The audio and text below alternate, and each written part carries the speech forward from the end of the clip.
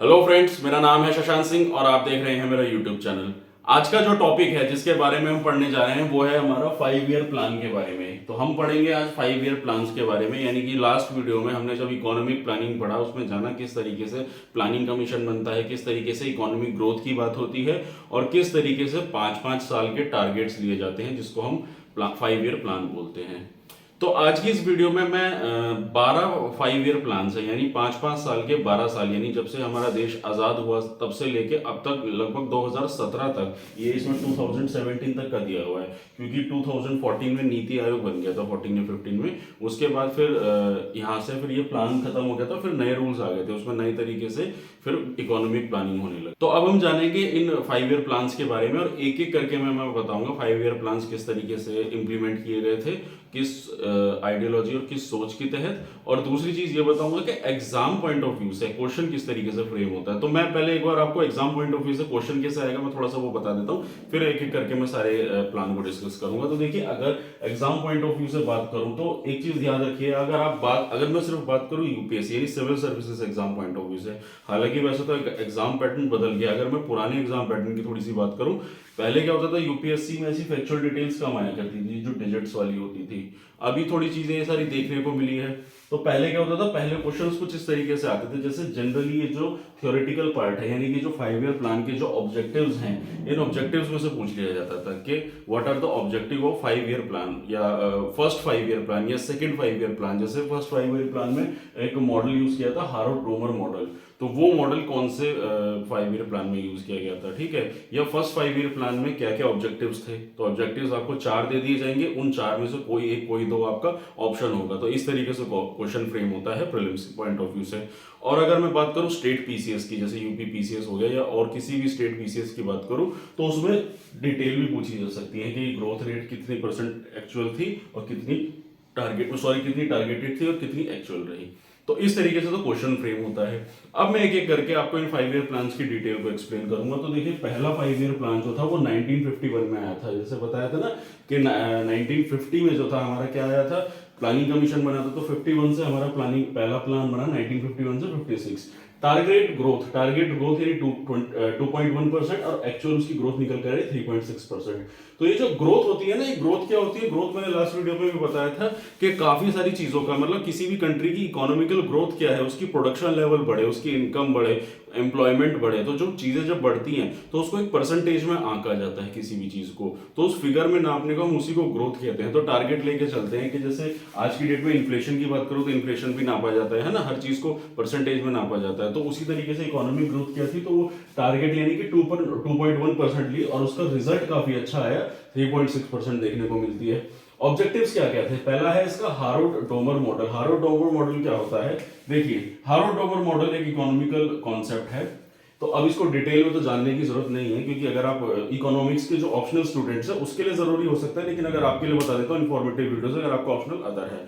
तो हरोड Domar model basically क्या बताता है, ये बताता है कि जो प्रोडक्शन हो रही है कंट्री में उसमें कैपिटल की बहुत ज्यादा जरूरत है, कैपिटल इन्वेस्टमेंट की बहुत ज्यादा जरूरत है। जितनी ज्यादा इन्वेस्टमेंट होगी उतना ही बिजनेस आउटपुट ज्यादा निकल कर आएगा। किसी भी चीज में अगर आप एक बिजनेस सेटअप कर रहे हैं उसमें जितना ज्यादा पैसा लगाएंगे वो उतना ज्यादा तभी आउटपुट देगा। तो कहीं ना कहीं कैपिटल रिक्वायरमेंट ज्यादा थी इसमें। तो ये बोलता है हारो डोमर मॉडल। उसके अलावा फूड, एम्प्लॉयमेंट, इनइक्वालिटी और पावर ट्रांसपोर्ट और एक रिफ्यूजी को मैंने शॉर्ट फॉर्म में लिखा है, मैं इसको पूरा लिख देता हूँ, रिफ्यूजीज। तो ये रिफ्यूजीज का क्या था, 1947 में इंडिया पाकिस्तान का बंटवारा हुआ था, पाकिस्तान से रिफ्यूजी आए थे तो उनके रिहेबिलिटेशन के लिए भी काम करना था। तो वो सारा टारगेट भी इसी प्लान में लिया गया था, ये इंपॉर्टेंट है, याद रखिएगा। फिर आता है हमारा सेकेंड 5 ईयर प्लान, 56 से 61 तक रहा था। 4.5% टारगेट ग्रोथ था, एक्चुअल ग्रोथ बना 4.27%। तो ग्रोथ थोड़ी मतलब गिर गई थी थोड़ी सी। इसमें जो आया था आपका मतलब मेनली जो प्लान था वो था महालनोबिस प्लान।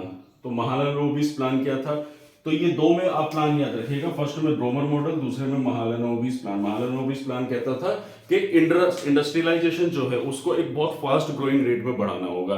इंडस्ट्रीज जितनी भी सेटअप है तो वो क्या कर रही है, प्रोडक्शन कर रही है। तो जितनी ज्यादा प्रोडक्शन होगी उतनी ज्यादा जीडीपी बढ़ेगी, उतनी ज्यादा ग्रोथ बनेगी कंट्री की, क्योंकि जितना ज्यादा माल बन के तैयार होगा हमारे देश की वेल्थ उतनी ज्यादा तैयार होगी ना। तो इसलिए इंडस्ट्रियलाइजेशन को इस प्लान में सबसे ज्यादा महत्व दिया गया था। अगला आता है हमारा थर्ड 5 ईयर प्लान, उसमें आया था 1961 से 66 तक 5.6% इसकी टारगेट ग्रोथ थी और एक्चुअल रही थी 2.4%। इसके ऑब्जेक्टिव थे सेल्फ रिलायंट यानी कि आत्मनिर्भर, उसके अलावा था डिफेंस पे इसमें खर्चा किया गया था। अब क्यों किया गया था वो मैं बता देता हूँ। देखिए 1962 में वॉर हुआ था चाइना से और 1965 में पाकिस्तान से वॉर हुआ था, तो जिसके चलते हुए आईएमएफ यानी इंडियन मॉनेटरी फंड से हमें लोन लेना पड़ा था लाइफ में पहली बार हमारे देश को।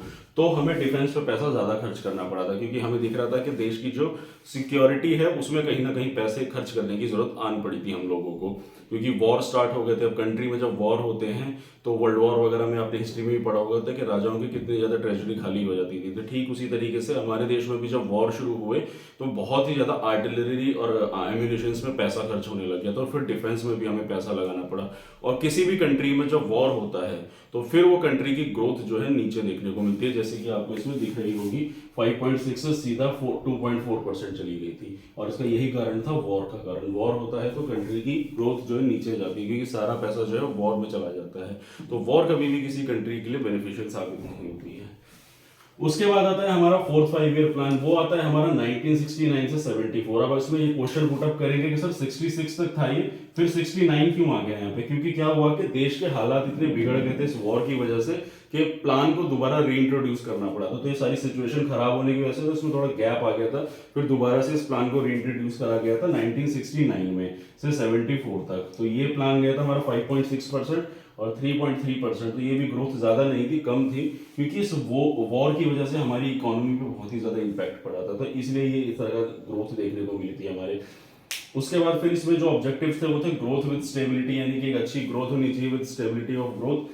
फैमिली प्लानिंग इसमें ज्यादा इंट्रोड्यूस की गई थी। तो इसका ऑब्जेक्टिव अगर इंपॉर्टेंट की पॉइंट है वो आता है हमारा फैमिली प्लानिंग। तो क्वेश्चन आ सकता है कि in which 5 year plan family planning was introduce, family planning program was introduce. Family planning यानी कि बच्चे दो ही अच्छे, इस तरीके की कुछ स्कीम्स निकाली गई थी क्योंकि पॉपुलेशन कंसिस्टेंटली बढ़ रही थी और उस दौरान इंदिरा गांधी की सरकार भी थी। तो उस दौरान ये बच्चों का मतलब जो कहते थे कि थोड़ा एक कैंपेनिंग चल रही थी कि पॉपुलेशन को कंट्रोल करने के लिए, तो इसलिए फैमिली प्लानिंग प्रोग्राम इंट्रोड्यूस करा गया। और उसी के चलते हुए 1971 में फिर से इंडो पॉक वॉर आ जाता है, जिसकी वजह से दोबारा ये प्लान फेल हो जाता है हमारा। तो वॉर की वजह से कहीं ना कहीं इन प्लान्स पे बहुत ही ज्यादा इंपैक्ट देखने को मिला था। उसके बाद आता है हमारा फिफ्थ 5 ईयर प्लान, जो आता है 74 से 79 तक। ये थोड़ा ठीक से लिख देता हूँ मैं, 74 से 79 तक 4.4 और 5% इसमें ग्रोथ देखने को मिली थी। सेल्फ रिलायंस और पॉवर्टी, क्योंकि गरीबी और इंडिपेंडेंस जो हमारी इकोनॉमी की हमें चाहिए थी उसी के पे हमने टारगेट किया इसमें। फिर आता है हमारा 6 में 80 से 85 5.2%, 5.4%। इसमें भी ग्रोथ अच्छी देखने को मिली थी, तो हम लोगों ने फिर गरीबी पे काम किया, यानी अगेन पॉवर्टी पे। फिर आता है हमारा 85 से 90 वाला, यानी सेल्फ 5 ईयर प्लान। इसमें 5% टारगेट थी, उसमें जो निकल कर आई थी वो 6% थी। और ये production of food grains and employment पे टारगेट किया गया था, क्योंकि भुखमरी थी तो खाने के उस पर ज्यादा ध्यान दिया गया कि इंसान को एटलीस्ट बेसिक रिक्वायरमेंट हमारी फूड ग्रेन्स की हमें होनी चाहिए। तो ये हो गया हमारे 7th प्लान तक मैंने बात करी। अब मैं बात करूंगा जो अगला प्लान है हमारा। अब यहां से हमारा स्टार्ट होता है 8th प्लान 1992 से 97। अब आप थोड़ा सा पिछली वीडियो में रिकॉल करो, मैंने इकोनॉमिक रिफॉर्म के बारे में बात करी थी। तो इकोनॉमिक रिफॉर्म क्या था, मैंने बताया था ना, लिबरलाइजेशन, ग्लोबलाइजेशन, यानी इकोनॉमी को ओपन करने की जरूरत थी। इंपोर्ट एक्सपोर्ट चीजों का जितना ज्यादा होगा उससे फॉरेन एक्सचेंज हमारे पास आएगा, मतलब करेंसी बाहर की हमारे पास ज्यादा इकट्ठी होगी, जिससे इकोनॉमी एक अच्छी ग्रोथ लेगी। तो ये देखने को मिला था 92 में जब इकोनॉमिक रिफॉर्म आया था। पीवी नरसिम्हा राव उस दौरान हमारे प्राइम मिनिस्टर थे कांग्रेस पार्टी से, और फिस्कल और इकोनॉमिकल रिफॉर्म देखने को मिला था, और यूनिवर्सल एजुकेशन पे काम किया था बहुत ही ज्यादा, कि कोई भी इंसान जो है अनपढ़ नहीं रहना चाहिए। और इसमें हमें ग्रोथ देखने को मिली थी 5.6 से 6% की ग्रोथ देखने को मिली थी। फिर आता है हमारा 9th 5 ईयर प्लान 97 से 2002, 9.7 से 6.8, थोड़ी ग्रोथ गिरी थी। और ये था हमारा social justice and equality, agriculture, rural और ड्रिंकिंग वाटर, ये सारी चीजों पे हमारा ध्यान दिया गया था। ये जितने भी वर्ड्स है मैं पिछली वीडियो में एक्सप्लेन कर चुका हूँ, अगर आपने नहीं देखी है तो आप देख सकते हैं। सोशल जस्टिस, इक्वालिटी, ये सारी चीजें मैं डिस्कस कर चुका हूँ। सोशल जस्टिस यानी कि पॉलिटिकल, इकोनॉमिकल और सोशल हर तरीके की अवेलेबिलिटी इंसान को मिलने की जरूरत है। उसके बाद आता है हमारा 10th 5 ईयर प्लान 2002 से 2007, यानी कि 8% टारगेट रखा गया था, 7.7% ग्रोथ देखी गई थी। जेंडर गैप और ड्रिंकिंग वाटर, जेंडर गैप यानी कि जो जेंडर डिस्क्रिमिनेशन था उसको कहीं ना कहीं कम करने की जरूरत थी, ये टारगेट लिया गया था हमारे 10th 5 ईयर प्लान में। फिर आता है हमारा 11th 5 ईयर प्लान 2007 से 2012, 9% एक्चुअल टारगेटेड थी जो 8% निकल कर आई थी, यानी कि फास्टर एंड इंक्लूसिव ग्रोथ, यानी कि हमारी बस इस पे ग्रोथ पे टारगेट किया गया था, किसी भी तरीके से कंट्री की जो ग्रोथ है उसको फास्ट किया जाए, ये था 2012 तक का।